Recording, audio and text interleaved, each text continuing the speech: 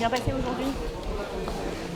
Aujourd'hui, écoutez, on est sur le volet corruption et les textes qui étaient en vigueur à l'époque exigent une contrepartie. Et évidemment, la contrepartie, on a beau retourner dans le dossier dans tous les sens, la contrepartie, elle n'existe pas. Ce serait, selon l'accusation, d'obtenir des délais. Alors, on a eu toutes les explications techniques, juridiques, comptables. Ça, c'est le trou dans l'accusation. Et donc, s'il n'y a pas cette contrepartie, il n'y a pas de corruption. Voilà ce que l'on peut dire aujourd'hui. Vous avez assisté à l'audience. Je pense qu'on a assisté à la même audience. J'espère que tout le monde a compris qu'il n'y avait aucune raison à une quelconque corruption. Voilà, c'est tout. Pour vous, il n'y a jamais eu de contrepartie? L'avion, par exemple? Oh non, l'avion, je croyais même l'avoir pris 2 fois. Il m'a dit non, je l'ai pris qu'une fois. Moi, Et vous l'avez pris pourquoi alors? Parce qu'il vous l'a proposé gentiment? C'est ce que vous avez expliqué? Oui, parce qu'en plus, il allait avide là où j'allais. Voilà, c'est tout. Donc c'était pas un avantage en fait cet avion? Vous dites que vous vous êtes plié en 4 pour qu'il investisse en France. Oui. C'est-à-dire? Oui. C'est-à-dire qu'il a été magnifiquement reçu quand il s'est intéressé au projet, quand il a voulu signer le protocole.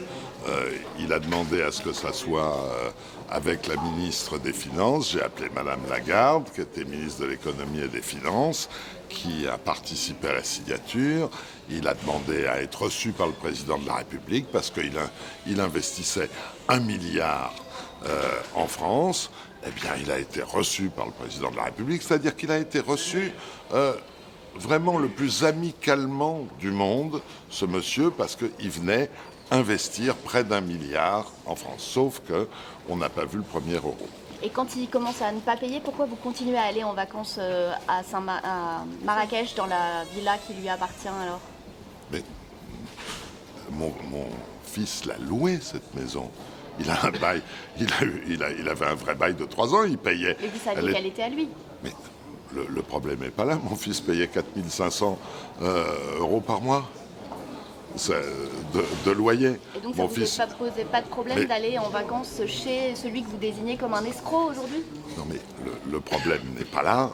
Il avait acheté sa maison, il l'avait mis en location, et mon fils, qui ne savait pas qui il était, l'a loué tout ce qu'il y a de plus officiellement, avec un bail. Il l'avait loué pour 3 ans, et il payait tous les mois. Et bon, c'est tout, voilà.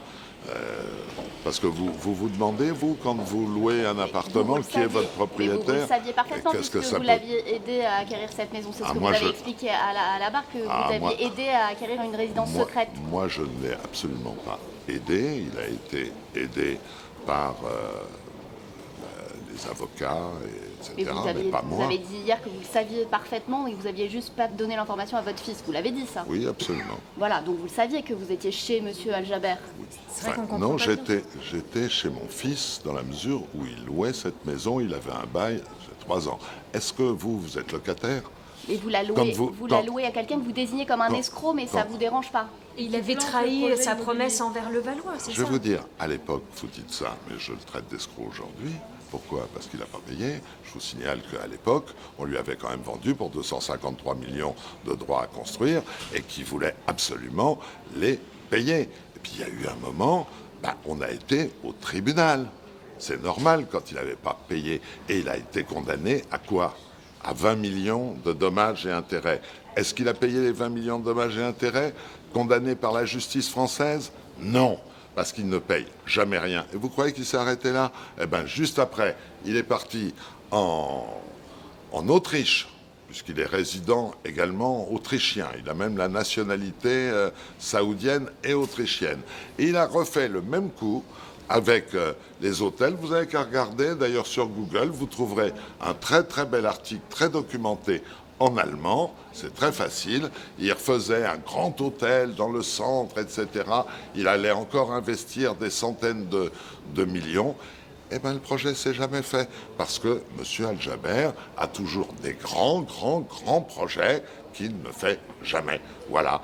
Mais nous, on n'était pas prévenus. À l'époque, il était présenté par Forbes comme la 5e fortune d'Arabie Saoudite, après la famille royale.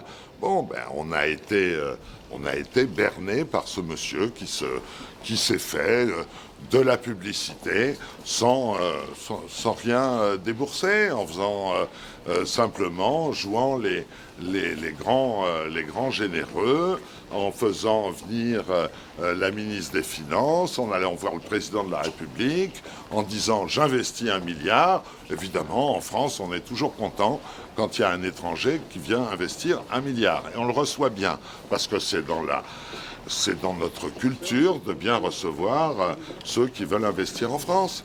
Mais quand on se fait berner comme on s'est fait berner, c'est pas très agréable, voilà, je le dis sincèrement. Mais votre fils re-signe un bail avec lui alors que vous le poursuivez pour les dommages et intérêts. D'abord, il n'a pas signé avec lui, il a signé avec